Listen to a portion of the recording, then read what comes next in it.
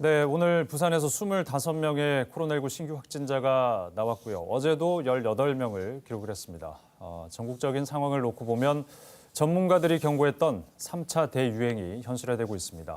고신대 보건병원 호흡기내과 옥철호 교수와 함께 현재 상황 진단해 보도록 하겠습니다. 교수님 어서 오십시오. 안녕하십니까.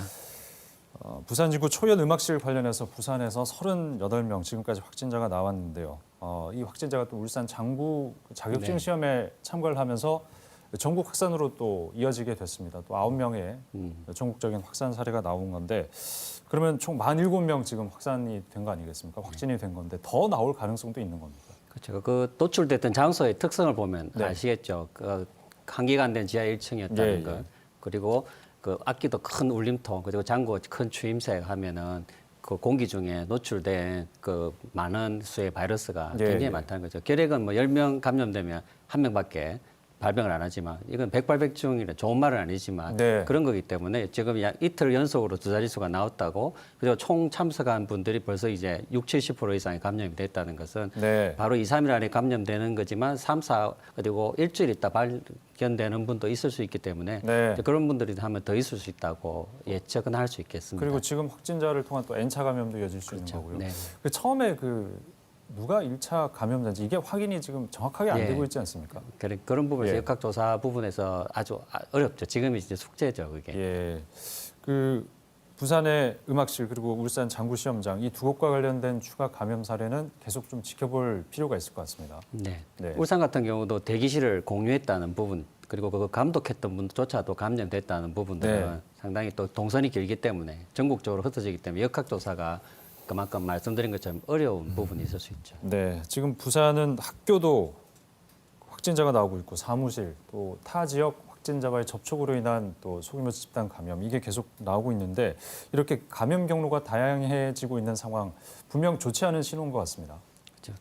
전에는 어떤 분명한 어떤 스테디움이나 광장이라는 분명한 목표가 있어서 거기만 막았으면 됐는데 지금은 저희들 아침 일찍 일어나는 뭐 조기 축구회 그리고 학교, 직장 그리고 퇴근해서는 또 저희들이 있는 뭐 학교라든지 학원 이런 데서 지금 빈발하고 있기 때문에 그리고 뭐 대중교통 이용하는 그 안에서도 지금 일어나고 있는 부분이라서 정말 생활 속에서 지금 확산이 일어나는 것들이 정말 무섭다는 그 동선 파악이 정말 어렵다는 이런 어려움들이 있죠. 네, 그 역학조사가 지금 뭐 너무 다양한 곳에서 이루어지고 있기 때문에 다 이렇게 제대로 추적하기가 쉽지는 않을 상황인 것 같습니다. 그 지금 뭐 부산을 논외로 하고서라도 전국적으로 봤을 때 1차는 대구 신천지교회 관련이었고요. 2차 대유행은 뭐 8.15 광복절 집회 또 뭐 사랑제일교회 이 집회 이런 모임과 관련된 곳에서 1, 2차 대유행이 있었다면 지금의 3차 대유행 일단 3차 대유행이라고 볼 수 있는 거죠. 네, 그렇죠. 지금 뭐 연속해서 계속 300명 이상 나오고 있기 때문에 3차 유행에 접어들었다고 볼 수 있겠죠. 근데 지금 어떤 특정 집단이 없는 거 아니겠습니까? 그래서 관리라든지 이게 더 힘든 부분이 있을 것 같습니다. 생활 속에서 감염이 일어나기 때문에 지금 우리가 1년여 이상 최선을 다해서 생활 방역 그리고 생활 속 그리고 사회적 거리두기를 하고 있음에도 불구하고 내 주위에서 생기기 때문에 어떤 경우에서는 어떤 경우에 될 대로 되라 이런 생각도 있을 수도 있거든요. 사회적 피로도가 그만큼 있기 때문에 좋은 예인지 모르겠지만 1918년도에 저희 나라에 처음으로 이런 대유행에 왔을 때 1, 2차 때는 신의지역, 경성역, 대전역, 부산역 근처에 이렇게 소규모로 생겼다가요. 그때는 어떤 바이러스가? 그게 이제 친종 바이러스가 처음으로 왔을 때 저희들이 이제 역사적으로 한 100년 전에 처음으로 이 대유행 전에 역사에 처음 기록됐을 때요. 1918년도에 그때 첫 1차 때는 그 정도였는데요. 2, 3차 때는 생활 속에서 일어나기 때문에 너무 많이 사망을 하셔가지고 논밭에 추수할 곡식이 너무 많은데도 추수할 사람이 없이 전부 이렇게 장례식 한다고 그걸 못했다고 하는 기록도 있는 만큼 3차가 역사적으로도 굉장히 중요한 본보기가 되고 있습니다. 네, 그 얘기를 들으니까 더 좀 긴장이 되고 걱정스러운 부분이 사실인데 그 수도권은 화요일부터 방역 조치를 이제 2단계로 격상하지 않았습니까? 부산도 이제 1.5단계 방역 조치를 지금 취하고 있는 그런 상황인데 1.5단계로 충분할까요? 어떻게 보십니까? 그렇죠. 뭐 쉽게 예를 들면 우리가 초록색 불은 1단계고 빨간불이 2단계인데 노란색 신호등은 우리가 1.5단계로 보잖아요. 근데 노란색 신호등 있는데 그냥 가만히 가는 사람 없잖아요. 다 종전걸음에서 2단계인 빨간불을 향해서 가고 있기 때문에 결국 2단계 가기 전에 지금 우리 생각은 벌써 2단계로 생각하고 몸은 1.5단계에서 정말 조심해야지. 그 사회적 거리두기 차원에서 지금 중요하지 않으면 네. 3차에서 여러 가지 지금 이제 노약자들이나 그런 분들이 지금 우리 눈에는 큰 변화는 없어 보이지만 음압시설이나 그런 것들은 예. 이제 포화가 돼 간다는 말이죠.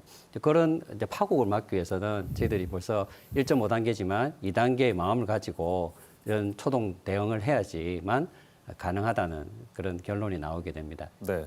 그 지금 서울의 커피숍 같은 경우에는 뭐 매장 안에 있는 의자 자체를 아예 다 치워놨다고 얘기를 하던데 부산은 제가 오늘 점심에 커피숍을 가봤는데 여전히 거기서 뭐 대화가 이루어지는 부분도 좀 있고요. 아무래도 이 방역에 대한 어떤 인식 자체가 워낙 서울 수도권이 위기이긴 하지만 부산 시민들도 좀 더 이걸 엄중하게 받아들여야 되지 않을까 하는 생각이 들거든요. 네.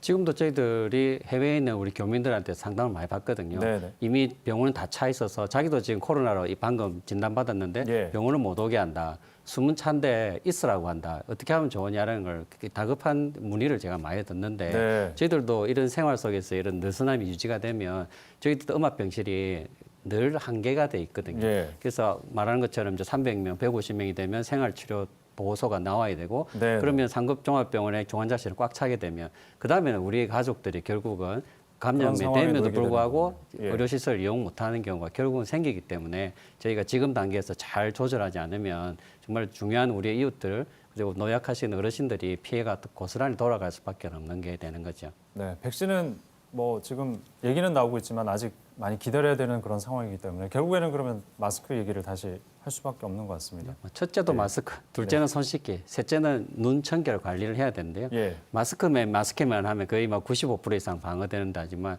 턱스크하면 거의 100% 감염이거든요. 네. 근데 한 분이라도 마스크를 만일 아까 말했던 국악이라든지 대기실이라든지 한 명만 벗으면 5%하고 100% 사이에 감염이 일어난다는 게 오늘의 중요한 교훈이거든요. 네. 그래서 정말 조금 어떤 순간에도 방심을 늦추지 않고 마스크를 벗지 않도록 하는 게 가장 중요한 부분인 것 같습니다. 알겠습니다. 그 서울시 같은 경우에는 1,000만 시민 긴급 멈춤 기간 뭐 이렇게까지 정해놓고 방역을 지금 강화하고 있는 그런 상황인데 부산시도 좀 이렇게 선제적인 조치가 필요하다고 생각하십니까? 그렇죠. 아까 울산에서의 감염자가 그리고 충청도 감염자가 부산하고 연결돼 있지 지금은 네. 전 시국이 다 광역막으로 연결돼 있기 때문에 예. 각각의 보조를 맞추지 않으면 이쪽이 아무리 잘해도 결국 여기서 잘못하면 땜뚝이 무너지기 때문에 네. 같이 지역 방어를 하지 않으면 어렵기 때문에 그런 단계라는 수위를 같이 지켜주는 게 굉장히 중요할 것 같습니다. 네, 3차 대유행이라는 어떤 큰 흐름 속에서 부산만 예외가 될 수는 없다라는 생각이 네, 드네요. 그렇습니다. 네, 옥철우 교수님 말씀 잘 들었습니다. 고맙습니다.